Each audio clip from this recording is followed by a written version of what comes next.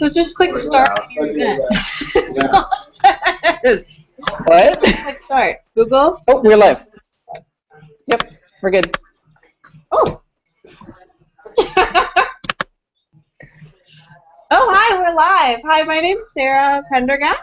Ariel, can you hear us? Can you give me like a thumbs up or something?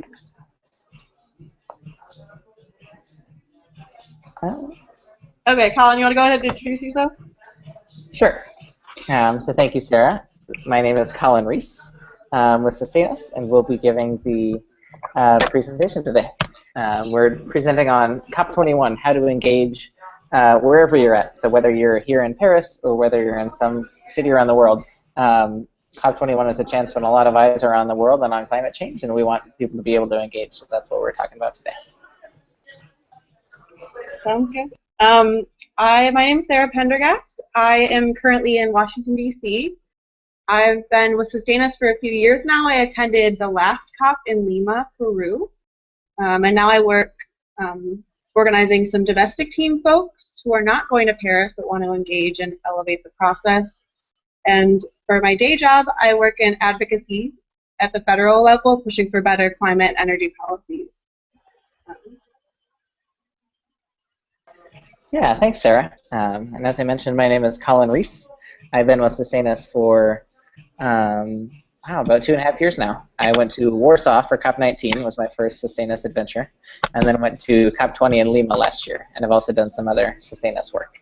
I campaign against fossil fuels in my day job for a variety of groups, but I do a lot of campus organizing and kind of project-based organizing against the supply side of the fossil fuel industry.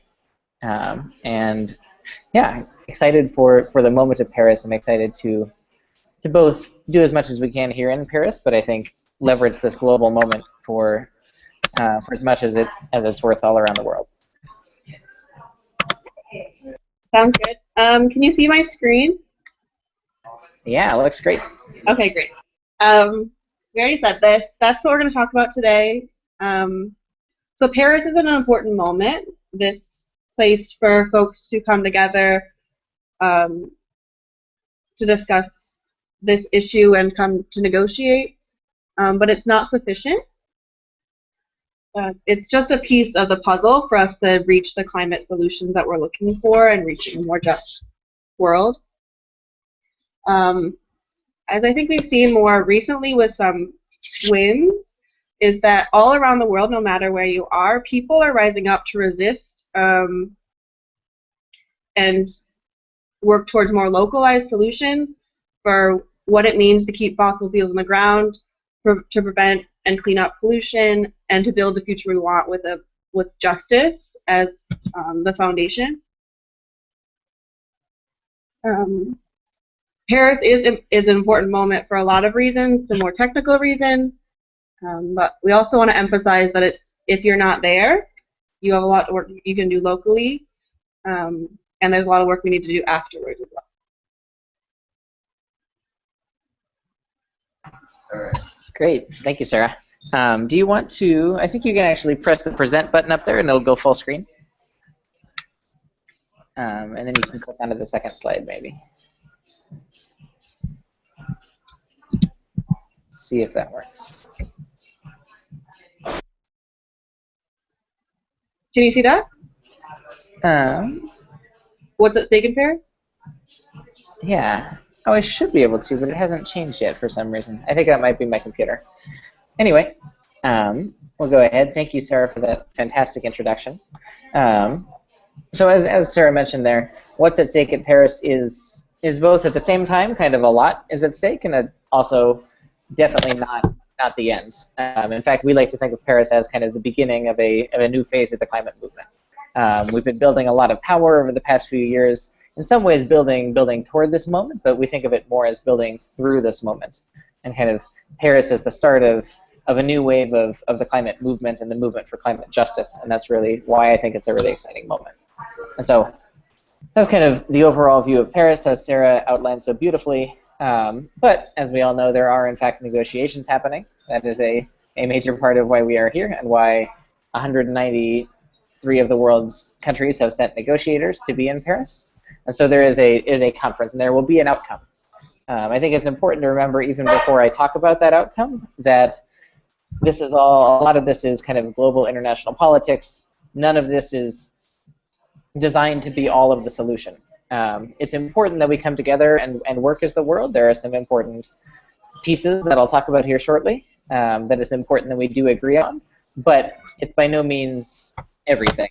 And specifically, when we get the outcome from Paris, it's not going to solve climate change. It's going to require a lot more effort in coming years, both from us and from governments around the world, and from clean technology and innovators. Kind of really everybody needs to continue to work at this, and so that's why we say again and again that Paris is not the end, it's really just the beginning. Now, looking at the conference itself, as I mentioned, there is a what's called a negotiating text being drafted. There's a lot of words for what will come out of Paris. It's not technically a treaty because a treaty is a specific legal document, but we're calling it kind of an agreement, and that's what we'll have in 2 weeks if all goes according to plan. So what the countries of the world are here for is to agree on something as to how to address climate change. As I mentioned, it will probably not be legally binding. The legal issues at stake here are fairly complex, but essentially there are international processes which produce legally binding treaties that are kind of legally binding on a country level, but this is not going to be one of those things. The US, the United States, among other countries, have pushed back very hard against that legally binding framing, specifically in the US because a legally binding treaty would have to go through Congress.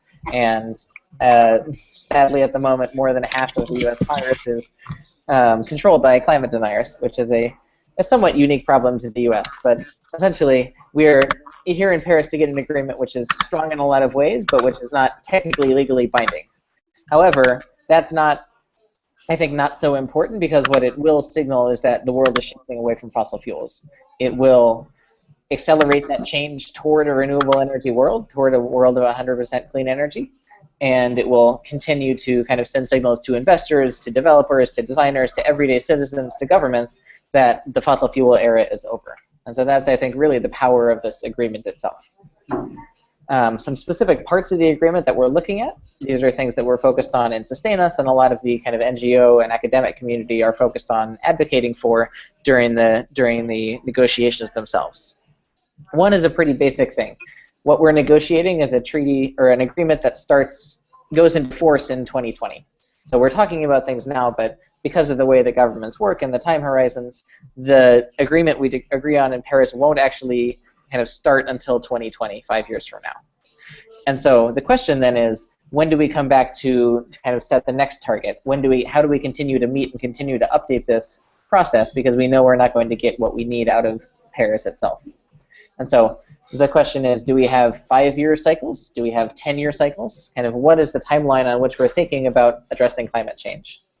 And so one of the big questions on the table is, are we going to come back and update our targets for emission reductions and finance and everything every 5 years or every 10 years? And it's looking like 5 years is what it's going to be, which is good, because a lot of the NGO community, at least SustainUS as well, believes that every 5 years is better, because the more often we can come back and kind of assess where we're at, the more chances that we have to make it stronger. And that's really what this is about. We know Paris isn't going to solve everything by itself, and so the plan really with Paris is to kind of get a starting point and then continue to work from there. And so we're looking to come back in 5 years and have another agreement which says, okay, now the technology has improved, we are moving further away from fossil fuels, we need to do even more. And so that's much better to come in 5 years than 10 years. A second big piece that we're looking at is the long-term goal. And this is, I think, a pretty exciting one from a movement standpoint. The long-term goal is essentially a statement about when the world will move completely away from fossil fuels. So it's not something that's directly implemented in the text. You don't have a roadmap all the way to that point already. But what it will say is that we are making this agreement now in 2015. It goes into force in 2020, and we want the world to be phased off of fossil fuels by 2050. Or by 2060, or by 2080, or by 2100 if you're some of the bad countries. And so that's a lot of the fight over what this looks like, is what is our ultimate long-term goal for when we're getting off of fossil fuels. And from a justice standpoint, from a human rights standpoint, and kind of a climate impact standpoint, we know that needs to be as soon as possible. It needs to be yesterday, quite frankly. that's not entirely feasible, and so what we're working for is what we're calling 0 by 2050. That's one of our main SustainUS campaigns, is hashtag 0 by 2050, and the idea is that by 2050 we will phase completely out of fossil fuels and phase in completely 100% renewable energy. And that sounds kind of confusing, that sounds kind of wonky, but it's actually, I think, a pretty powerful statement if you sit back and think about it. That means within 35 years from today, within a lot of our lifetimes, and within 30 years from when this agreement goes into force, we would be completely fossil fuels. Like, fossil fuels would be parts of the museum. And I think that's something that even 5 years ago sounded pretty absurd. That was a pretty radical position. But I think we've seen over the past couple of years with clean energy innovation and the way the renewables energy has just spread like wildfire, and really citizen resistance is built against fossil fuels, that it now actually seems very possible. We have blown away kind of all trajectories on this already, and I think this is an exciting moment to lock that in and say, we recognize, for governments around the world to say, we recognize that this transition is happening faster than we ever imagined, and we want to kind of set a date where it will definitely be done. So long-term goal is something that's very campaignable, because it's kind of a beautiful vision of the future that we want, and also a really important part of the text. So cycles, how long are we going to come back and review, and then long-term goal are two important pieces. There's three more, and so we'll go pretty quickly here. Equity is a major piece of this. And so equity is kind of the concept of fairness at its most basic level. The idea of a kind of global treaty to address climate change means that necessarily everybody needs to come together and pitch in. But the problem with that is that not everybody has done the same things to cause this problem. Climate pollution has historically come from a very small number of countries, particularly from Europe and the US, and kind of what we call developed countries, rich countries, who have been around for several hundred years and who have relatively high standards of living. And what that means is that they usually have these things because they've burnt a whole lot of fossil fuels over the last 100 years, 200 years. Countries in the global south, as we call it, countries in Africa, countries in much of Asia, a lot of South America, are what we call developing countries. They're still kind of growing their economies, they're still coming onto the international stage in a big way, and what that means is that they have not polluted nearly as much as somebody like the US over the last 100 years. And so it's natural to think that the US should do more to be a part of the solution. Obviously, we're much richer than many of these countries, and so we owe it to them to pay a lot more than they are. And so that's the basic concept of equity, and that plays out a couple different ways in the text.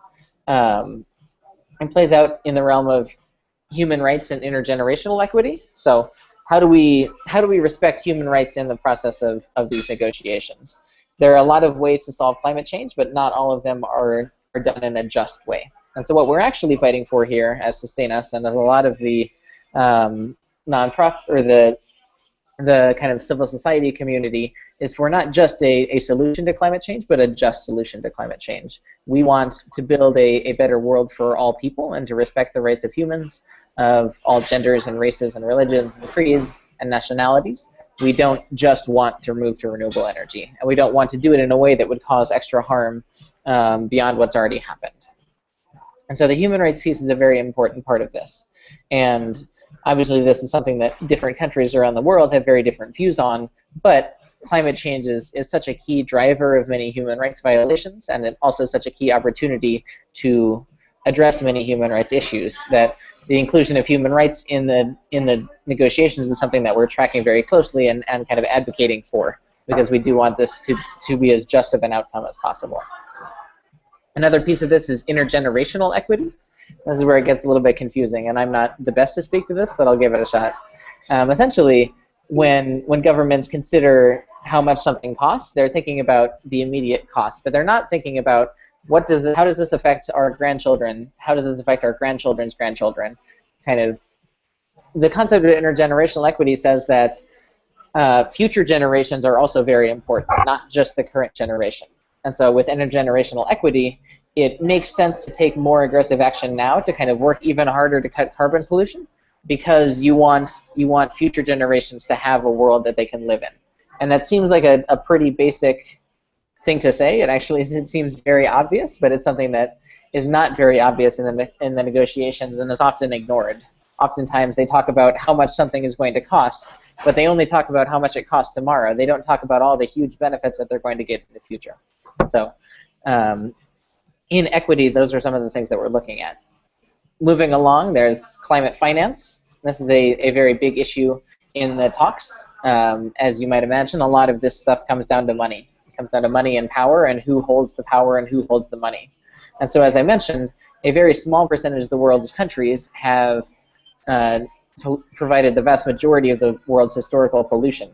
And so it is incumbent on them to kind of help other countries move to renewable energy more quickly. Obviously, not everybody can develop the way that the US did, because it would be incredibly pollution intensive, it would be incredibly expensive in a lot of ways. And so what we can do is we can use what we've learned. We can use the renewable energy technology that we have, we can use the resources that we have in the US, and we can shift those resources to countries who need new technologies. So essentially, payment for kind of shifting technologies, payment for reducing carbon emissions to developing countries, which is what we call mitigation. So you're mitigating your carbon emissions, you're reducing them. And then also payment for adaptation. So this is adaptation to climate change. There are kind of two ways to address climate change. Actually, three ways, which I'll talk about in a sec. But two of those ways are mitigation, which means reducing emissions, which is an important part of this. There's also adaptation. The climate is already changing. It's going to continue to do so. And it's going to be especially damaging to those in vulnerable countries, which are largely in the global south, in Africa, in South America, in Asia, places like that. And so a lot of money needs to go into literally adapting our entire civilization to the effects of climate change. It means adapting to sea level rises of 1 to 2 meters, which could flood hundreds and hundreds of square miles of somewhere like Bangladesh.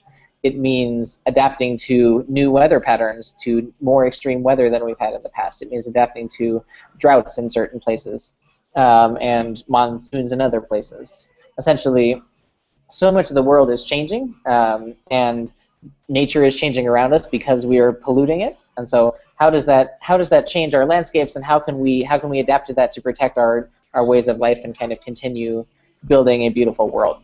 And so that's adaptation. So this money, kind of theoretical money at the moment, but starting to be mobilized, this money goes from the rich countries to the poorer countries to help adapt to climate change and also help them reduce their emissions. And so there's a lot of history here about fighting over money. It's been a major part of the negotiations for many years. But the key issue at the moment is an agreement made several years ago that by 2020, governments would be they would essentially give $100 billion annually to the poorer countries to help adapt to climate change and reduce emissions. And so that's a nice goal that they set out about 5 years ago, but they've done not nearly enough to actually move to that. And so the question is, how do we mobilize $100 billion annually in climate finance? Who's going to pay? How much are they going to pay per country? Who is it going to? Kind of how do all these things? It's great to say we're going to give all this money from rich countries to poor countries, but how does that actually happen? You can't just kind of walk in and hand them a check. It has to go to specific projects. There are kind of whole international regimes built up around this. And so climate finance is a big sticking point in the negotiations and a very, very important piece for the global south, for some of the poorer countries who are most impacted by climate change. Because if they don't get a good outcome on climate finance, they are literally dying. I mean, they are already dying, but they're literally not able to kind of continue in their ways of life and their development. Which brings me to the final point that we're looking at, which is loss and damage. And this is a kind of technical term that we use, but loss and damage is essentially the question of how do we compensate for something that you cannot adapt to. So it's simple enough to build a 4-foot-high seawall and say, okay, we have prevented the ocean from coming into the city. We can replace this seawall every 100 years or so, but more or less we're able to maintain our way of life. That's not nearly the same as somewhere like Fiji or Nauru in the Pacific Ocean. These are islands which will be completely underwater within 60 years if we don't do something to address climate change, and are already losing huge portions of their landmass. These are islands which the highest point on the island might be 1.5 meters above sea level, and this is an entire nation we're talking about. And so you can't really adapt to the fact that your country is gone. and that's more or less the thinking behind loss and damage, is how do we compensate for this vast historical damage that we have caused as the developed world, as the rich countries, and how do we help the developing world both financially, how do we compensate them for some of this damage, and then how do we also literally help them change their lives in ways that might involve moving an entire country to a different place because your islands no longer exist. So how do we deal with issues like climate refugees, people seeking refuge from the impacts of climate change and more severe weather? These are all of the things that are kind of essentially go beyond just adapting to climate change. That's not nearly a strong enough word nor descriptive enough to do what we're talking about. And so this is, as you might imagine, a very, very tense sticking point in the negotiations of how do we do this and who's going to pay for it. So that's a not so brief, I suppose, overview of some of the main issues in the agreement. But you have the cycles of the agreement, the long-term goal, what are we aiming for eventually? Equity, how do we make this as fair and just of a treaty as possible? Climate finance, the big money issues, who's going to pay for this and how much and to whom? And then loss and damage, how do we compensate for the historical damage caused, and how do we help countries with that which cannot be adapted to? So that's a kind of a super brief overview of what's at stake in Paris. Sarah, I'll let you take it away on the movement side, which is also a really important piece of this. Yeah, thank you. So I think that the UN and a lot of governing bodies are at times on purpose inaccessible. Use terms that people don't understand right away, or you're not sure how to plug into them. And so hopefully that overview gives you an idea of what topics you're interested in, if it's equity, if it's finance, if it's something else, and then delve deeper into that. We're also happy to help. Our information will be at the end. So to build on that, or to complement that, the Colin was talking about the details of the Paris negotiations. I'd also like to highlight the other side is everyone who's not in the halls of the negotiating halls. So during the day of my job, I work with a lot of staff in Congress, with meeting and bringing our scientists to discuss the problems we're seeing along the coast in the U.S. and what solutions we're recommending. More often than not, really surprisingly, I hear from them that they're not hearing from their voters that this is a problem. They're not hearing from people in Charleston that they're concerned about flooding. They're not hearing from people in Louisiana about wetlands. They're not hearing enough of a demand from their voters to make the decisions that'll help make us safer here in the U.S. and for our friends around the world. So one thing that's important about this moment is to make sure that we see thousands of people marching, sharing their stories, and demanding that we have more climate justice, that justice is more of a piece here. So a year ago, in New York, we saw 400,000 people on the street. This weekend, there are different folks organizing marches around the world, showing that there's a ton of people who care about these issues, and that we are already working towards solutions at home, but we're asking for more leadership. So on December 15th, or whenever the Paris Agreement is done and signed, the story needs to be that, yes, we signed an agreement, that countries came together and had a similar baseline, but also the story needs to be, look at all these people in their local communities, look at all these federal governments who are doing the work every day that'll push us towards the solutions we're looking for. In the last few months, we've seen a couple wins, which just underscores the value of doing all this movement building. We saw a ban on the Keystone XL pipeline, which would bring really polluting fossil fuels through the U.S. and out the Gulf Coast. We saw an election in Canada that signaled some new policy decisions and the voice of their voters being heard in Canada. And we're seeing some bipartisan support here at home in the U.S. of leaders elected officials on both sides, or both Republicans and Democrats, saying that, oh, this climate change, the climate change is an issue and we need to be addressing it. And so that bipartisanship we haven't really seen in the last few years, but we're seeing it more recently. Those issues that Colin talked about that happen within the negotiations in Paris, what we hear from negotiators is that their hands are really tied by what they can get passed back home. So Todd Stern can't agree to something in Paris that he can't also bring back to Congress and make sure we're implementing it, like finance, like renewable electricity incentives and other things. So we need to make sure that we have domestic action to support what we're agreeing to abroad.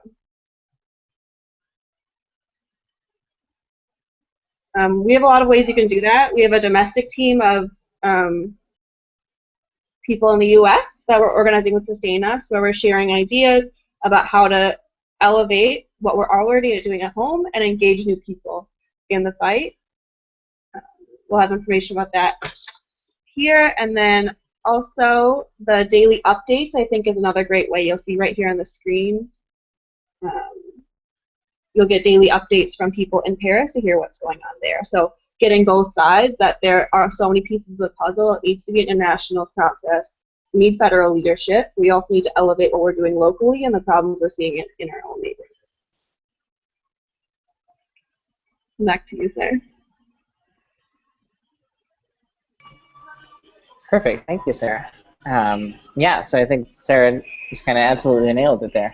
On the question of what can I do to help, I think that's a question that I know I've been hearing a lot from my friends, and a lot of us have been from our friends, and so we hope we can kind of give you some answers to that question, and then over the next 2 weeks, as hopefully these climate negotiations are in the news a lot, people get more interested. If people ask you what can they do, you can kind of give them some answers here. And so, as we mentioned, Paris is a moment to shift the narrative and build the climate movement. What you're probably not going to be able to do from home is directly influence the outcome in Paris. And so that's again the disconnect I was talking about earlier. What comes out of Paris is somewhat important, and that's why a lot of us are in Paris, but I think what happens back home is so much more important.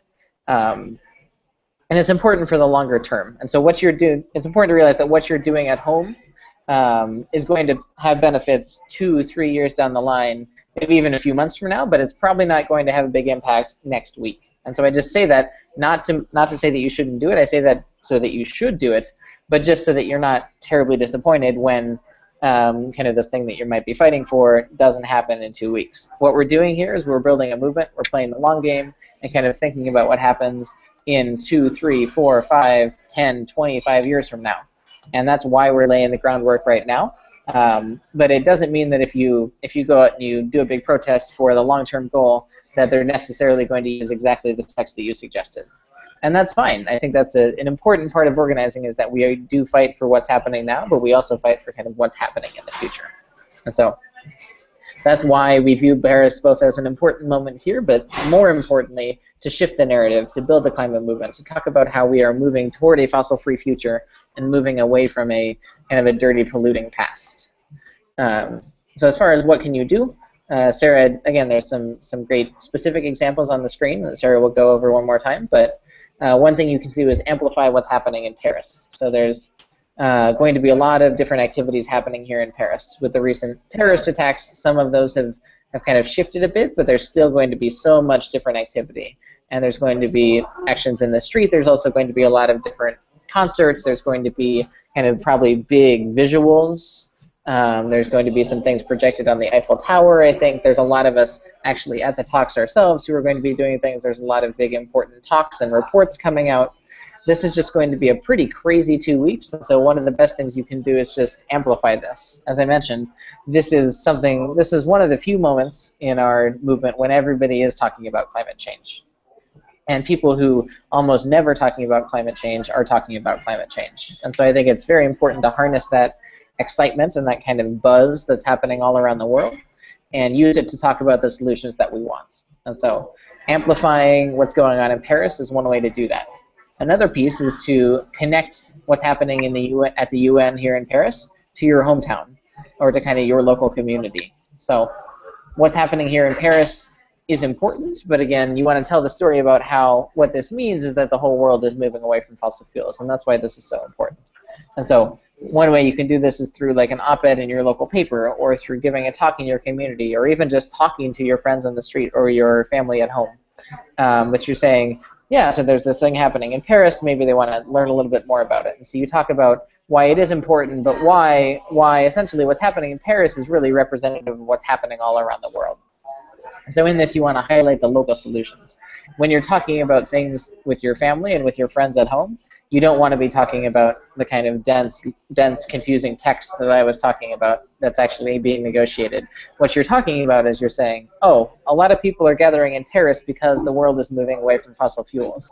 What that means in our community is, did you see those 4 new solar panels down at the school? Like, that's the shift to renewable energy that's happening, and it's happening every day. And so those are the kind of local solutions that you want to be highlighting, because one of the most important points about kind of activism and organizing and advocating for a better world is that you want people to have tangible outcomes. And so what's happening in Paris is very confusing, it's political, it's kind of governed by a lot of different factors, but there are signs of this shift happening every day in your community. It's that neighbor buying an electric car. It's that announcement that your local university is divesting its money from fossil fuels. It's those new solar panels down on the school. It's kind of these things happening on a local level every day that are adding up to this much larger change in narrative. So highlighting the local solutions and connecting that to the story of what's happening in Paris, I think, is the most important part. And kind of the last piece here is that your stories are so important. As I mentioned, like, everything that we're doing here is, in a sense, really just amplifying everything that's happening back home.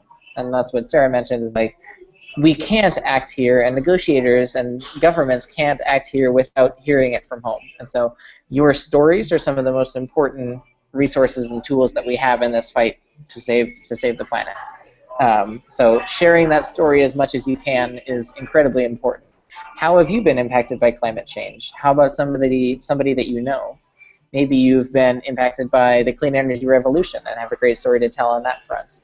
Kind of, how has this changed your life, and what does this mean for you?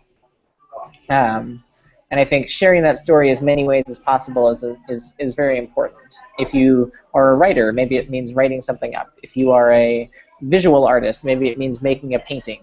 If you can talk to somebody in your local community, in your church, in your synagogue, a friend group, a knitting circle, go home and talk to your family, really anywhere that you can share your story and kind of talk about this, the better. And one of the best parts of this is that you all know some of the best ways to share your story.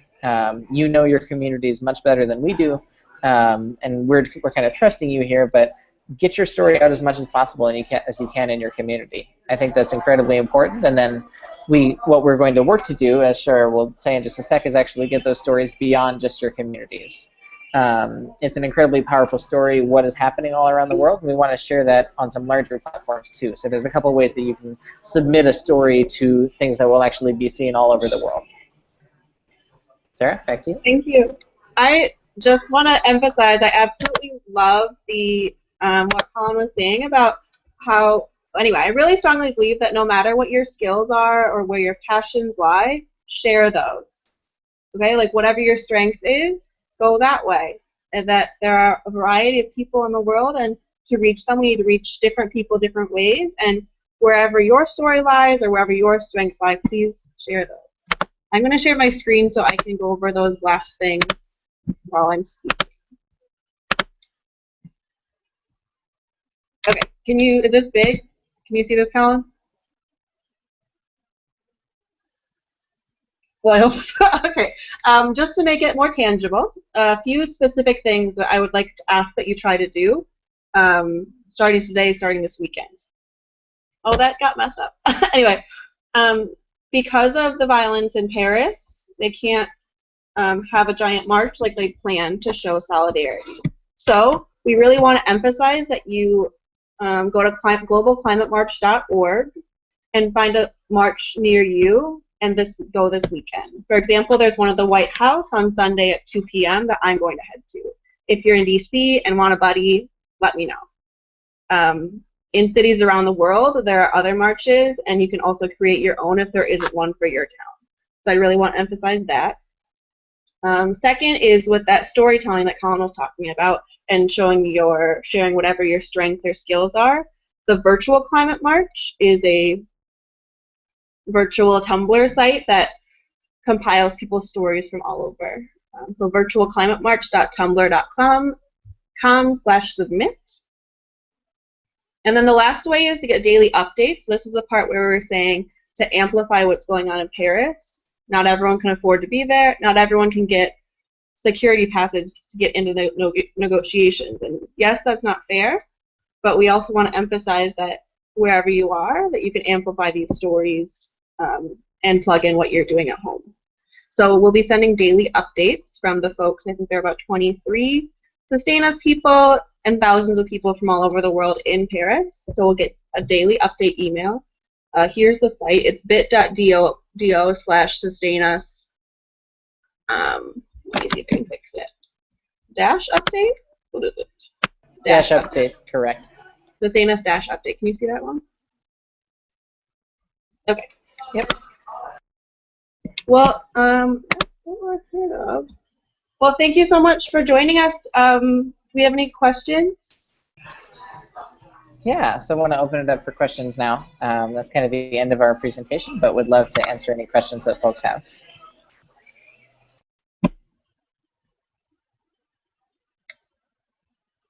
I don't. So I think, okay, if you click on the little blue square, there's like a chat box that opens up. You can open and type in a question. And I'm not sure how Ariel can have us hear you. Yeah, I see one question coming, so let's wait here just a second and see.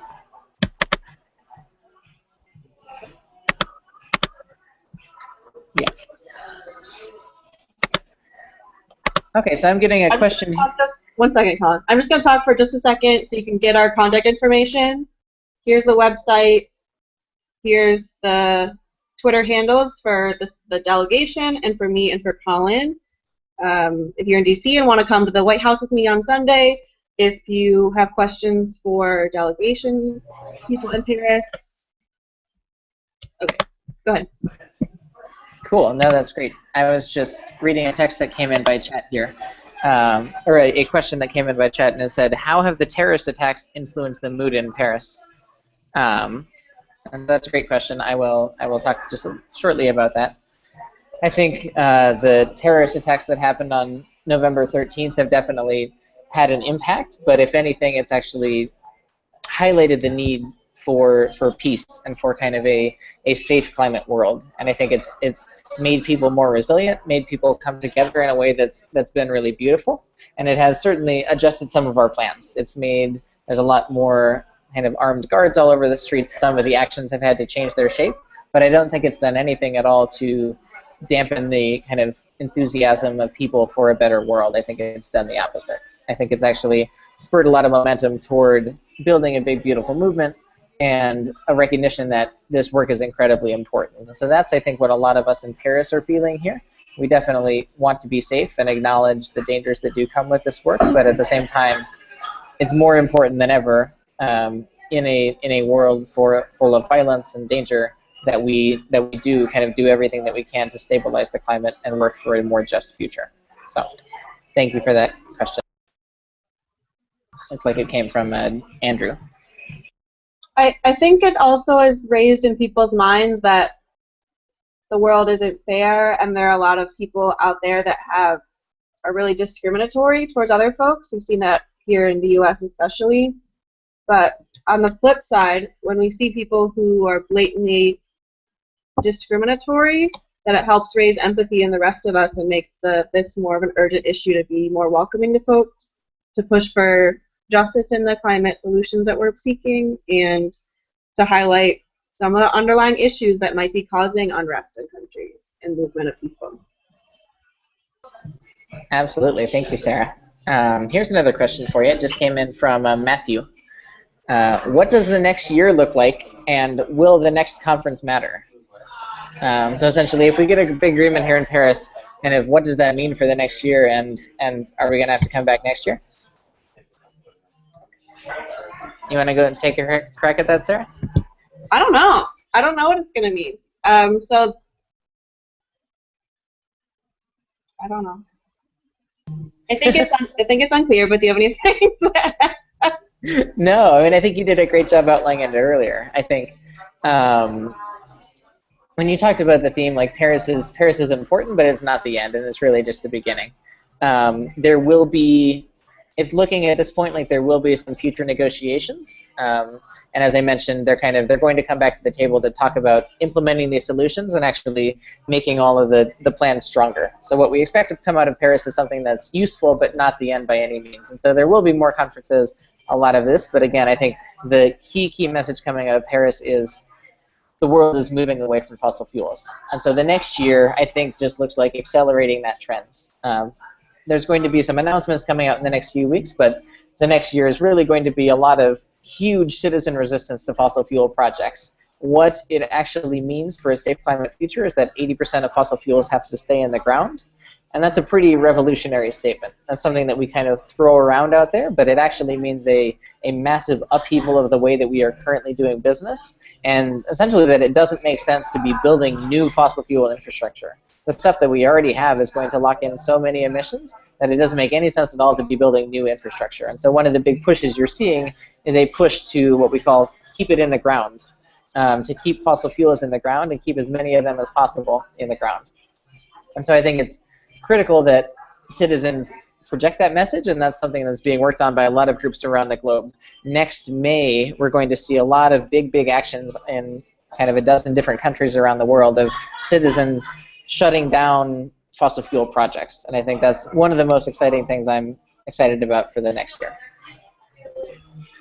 And as for the official UNFCCC process, I think that's unclear. Part of it will be, how do we check to make sure that each country's commitments that they're actually following through and doing those? So how do we check those? And then it also will depend on if what kind of like cycles we're deciding on. We push for a 5-year cycle so that we come together again sooner to push for accelerating this transition a little faster. So good question. I think we'll just have to see. Yeah, I think we got time for about 2 more questions, and I see them coming in. Sarah, this will be great for you. Oh.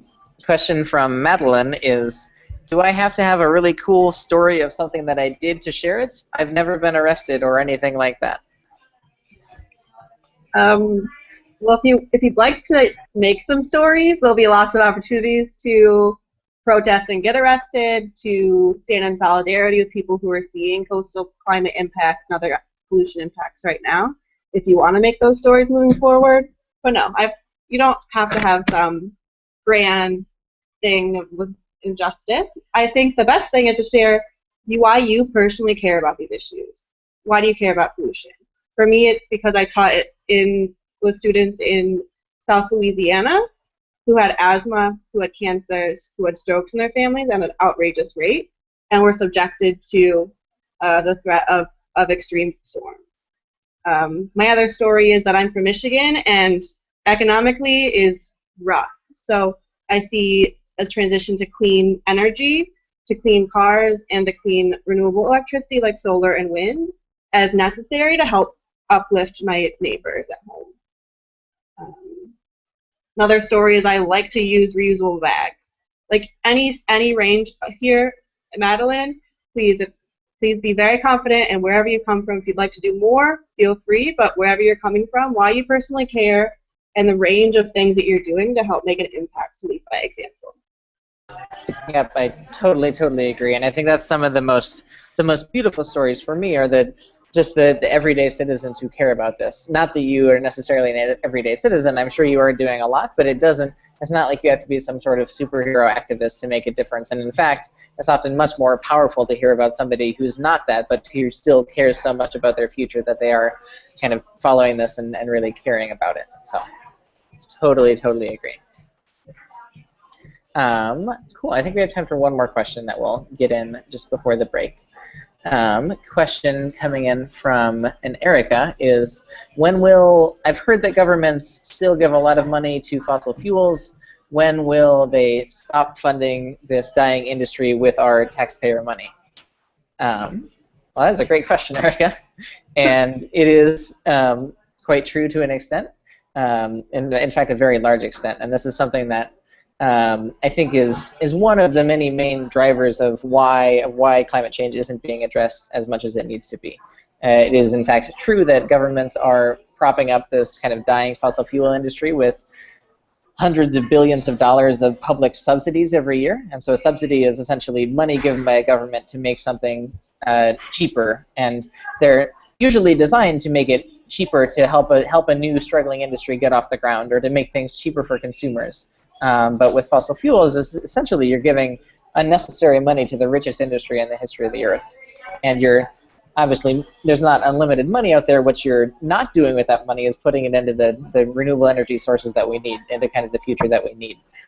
And so this is something that's really a pretty hot topic right now. This is something, I know 2 weeks ago there was a big international day of action to stop funding fossils, where people all around the world took action to say subsidies are not acceptable.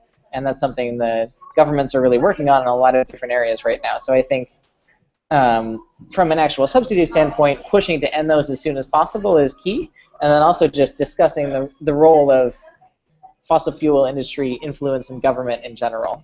That's, I think, one of the biggest reasons that we haven't talked a lot about on this call, why we don't have a solution to climate change yet, is because it's being actively blocked by this tremendously powerful industry. I mentioned that half of the US Congress doesn't even believe in climate change, supposedly. In reality, they're elected by huge amounts of money from the fossil fuel industry, and they're pretty much paid not to believe in climate change. And so that's what you see controlling a lot of the governments around the world. And really this influence of the industry in our politics and in our daily lives is one of the biggest things holding us back. So ending these subsidies is one of many ways that we can start to kind of take away the social license of the fossil fuel industry, make it unacceptable for them to be doing things like that, and actually impossible, and move toward a renewable energy future. So subsidies is one way that happens. The divestment movement is another way that happens. You might have heard of divestment, which means getting rid of fossil fuel investments from your investment portfolios, and that's something that's taken off like wildfire the last couple of years and really spread around the globe, with hundreds and hundreds of institutions now saying, actually, the fossil fuel industry is both a bad investment and doing such heinous, horrible things that we do not even want to be associated with it. It's actually ethically, morally not okay for us to be invested in this industry. And that's the sort of announcements you're seeing every day. That happened to the world's largest insurance company, just did that a couple days ago. And I think every time the public sees another story about something like that, that's what starts to chip away at the legitimacy of the fossil fuel industry and makes it more possible for actually implementing the solutions that we need. And you have a lot of control over, well, anyway, make sure you tell people, tell your elected officials, tell your university if you're university, and then if you have any like retirement money or other stocks or investments, make sure that you're telling those folks who manage it that you don't want your money going towards industries that pollute communities. So make sure you tell your elected officials that you don't want tax money going to subsidize fossil fuels, that you'd rather that money go to incentives for renewable energy. There are tax credits and other things. Make sure you tell your university that you don't want that their endowment money to be going towards fossil fuels. It's your money. Like, make sure you're telling them, letting them know that you don't want it going to those places. Absolutely. Cool. So I don't see any more questions. But I know we're near the top of the hour now, and I want to thank everybody so much for joining. This recording will be available and put online to share with your friends or to rewatch if you missed something. But again, as we mentioned, check out SustainUS.org, follow us on Twitter. Sarah had that great list of things that you can do, and this recording will be up online soon at SustainUS.org/webinars. So we'll send it around again. Thank you so much, Sarah, and thank you everybody for joining. Thank you. Yeah.